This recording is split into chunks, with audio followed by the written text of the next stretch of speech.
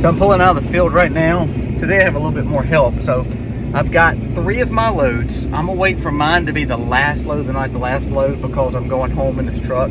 So I don't need to take my 4th load and then at 9 o'clock tonight be taking a load all the way, 30, 45 minutes away from me at my father's place. So I'm actually taking the 2nd load to him now. So that means that's 5 loads that's ready to go out. 3 that's already at the house. 1 I've dropped off to him earlier. Then this one, so that means I have 3 more after this one. It takes me about a 45-minute round trip to where his farm is, because it's, it's 20 something miles that way, then 20 something miles back. So it's not a easy journey, it's more driving. But today it's a little bit better because I have him, my father, at the other place unloading his hay. Unloaded off the truck, he basically loads it in his barn. So that takes out one less step. And then also here at this farm, at our hay field, Aiden is down here bringing the bales up. So we're able to kill several birds with 1 stone, and we're not losing time. So as I'm going to take this load, I have to open this gate because they have 2 horses in this field and I don't want them getting out. So I gotta close it right behind me. But so as I'm loading, I load, then I get back into the truck, head to the farm to unload. While I'm unloading, Aiden is here with 1 tractor pulling the hay out of the field up to where the loading spot is, so it makes one less 45, 50-minute journey after I get back. So it cuts that time out. And then at the other barn, instead of having to get out, unload it, and then put it in the barn, which takes another 20, 30 minutes at his farm or my farm, whomever, he's doing that. So we're actually able to make what I did 3 loads last night, probably would be close to all of it, 6 or 7 loads instead of 3. So it cuts it definitely my time down. So I'm gonna close this back. Aiden's already started back down there. He's gonna get the rest of them. We have 96 bales in this one field, which is good. We had about 75 or 76 last year, and this is just 1 cutting. We probably won't do a 2nd cutting on this field because we are pretty inundated with hay, so that's a good thing. But this is a blessing to this guy because he doesn't want to bush hog it. It's a blessing to us because we get the hay, and so it works out. It's like a win-win for everybody. So, and we're in South Mississippi, so we don't really have a lot of, it's not like big city or anything like that. But right here where we're at, we're in not a neighborhood, but coming through where this guy's farm is and where he lives, there's 3 or 4 houses, so you got to be real careful with this big trailer on this small, teeny-weeny little road. Every bale is like 2,000 to 2,500 pounds. I have 12 on this trailer, and I have the truck, so it's about a 45 to 50 foot span. I've got to watch for power lines because actually they dropped a power line and then hung it up temporarily, and I'm about a foot from it going underneath it because we had bad storms here the other day, but it's not fun. And then I have to drive it so far. This farm is closer to my house, which is still about 15 minutes, but to my father's house and his barn and his cows, it's about 25, 30 minutes. It takes about 22 miles. So I gotta get out of here. So it just, the driving is what takes so long, and loading and unloading. So it's a win-win because it's basically free hay. We don't get any sprays. We made sure of that. And we want clean hay. Actually, I have 2 or 3 people that's already wanting to buy some of these bales. So it really is a win-win. I just, I'm ready to get done with it. Every time we start this process, it's always like, oh, just kind of grin and bear it. And it seems like, of course, it happens at the same time that everything else happens. So it always puts me in a very, very long few days. Like, I feel like I don't even get to see my wife and kids for the next few days. I mean, it's just constant. And it's hard for me to just take off from work and take off from YouTube. So it's what it is. Got to get done.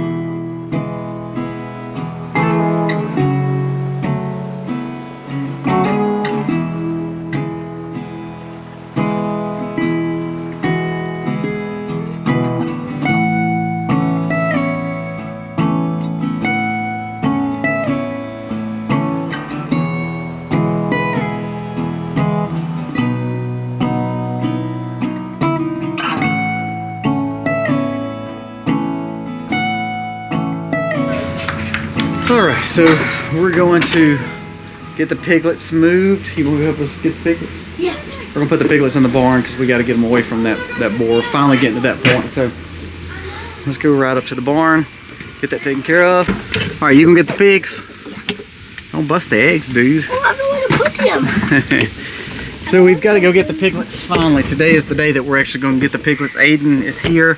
I'm off work, so we're going to go grab the piglets and try to get them up, get them put into the actual new barn that we built the other day. Or not new barn, just re-put up barn. So that way we can get them away from that big male. I don't need them getting bred at all. And we're going to start taking down some fences and things like that. But I can't do the piglets by myself, so every morning that we're out there, it's kind of hard to grab the piglets by myself. So with Aiden done and Jenny's going to help us, we're going to feed them, try to catch them up, get them in the barn, get them some water in there, and let them stay there until we can train them and then put them over in the other fields.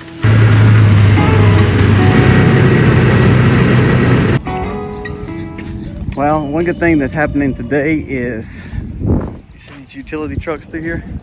Setting post, get energy ready to go to Aiden's house. So some good things are happening. We couldn't get the well in until we got the energy up. We couldn't get the pad or anything started until the energy was here. Now we have electrical coming and we're right here at it.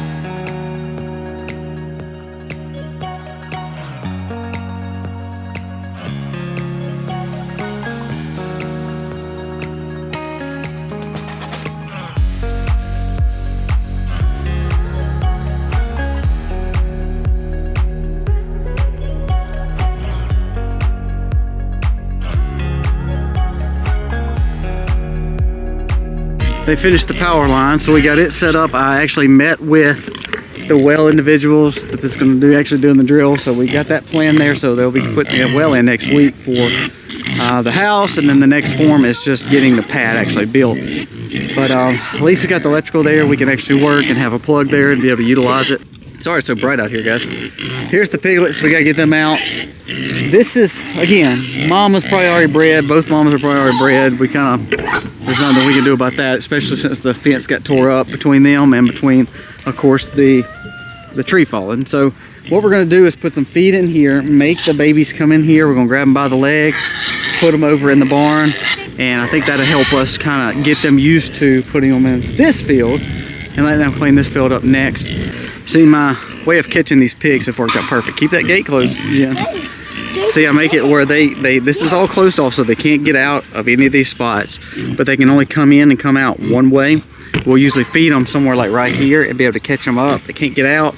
They can run back out, but also the big pigs cannot come in. So this helps us get the pigs caught up. This has worked like this for probably, we've done this way for about 5 years now, to where we'd catch them up this exact way.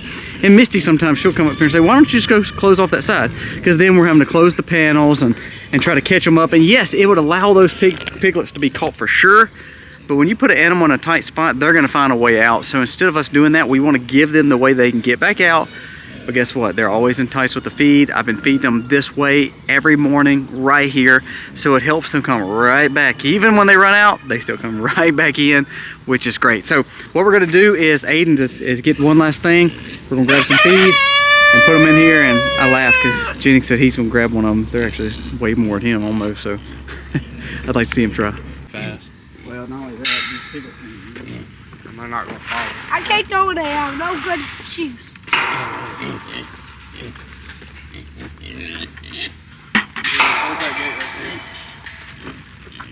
You want to walk that one, or you want me to try to catch the next one? You want to carry together?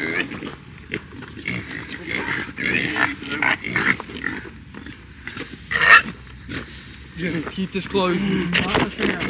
Oh my gosh, fighting them. I did a shoulder workout this morning and that didn't help. Aiden said the same thing. He's like, man, we got a double shoulder workout. We did. So it's hot, I'm sweating. The only ones left in here are 2 boys. I had 5 total. No, 6 total, sorry. And to be honest with you, I actually thought I had 5 girls and 1 boy. Just because I've sold so many, I guess I hadn't done a good enough census to see what I actually had. So I thought I had 5 and 1. So I was like, I'll just leave the boy in there. Well, I actually had 2 boys, that's great. because they'll grow quicker. We'll be able to process them a little bit quicker than we can the girls. These girls, I'm not saying I won't sell them, I'm not saying they won't be a breeder, but their main goal too is also meat out of their litter, because I didn't really need them to be breeders, especially now they have 2 other mamas that are bred. So I'll show you where I put them. They're in the corral, the 24 by 24 corral. They've got tons of vegetation. We're going to deep bed them on that side. They'll stay here for about 2 weeks, 3 weeks probably at the most. And then what we're going to do is release them over here. But I need them away from the big pigs to kind of train their mind that they don't have to go by the big pigs for comfort, because you know, any animal is a herding animal, used to being with other animals. So I want to break that habit. So you see this area, this is where the sheep were. You see it's amazing though, it's growing as good as it has.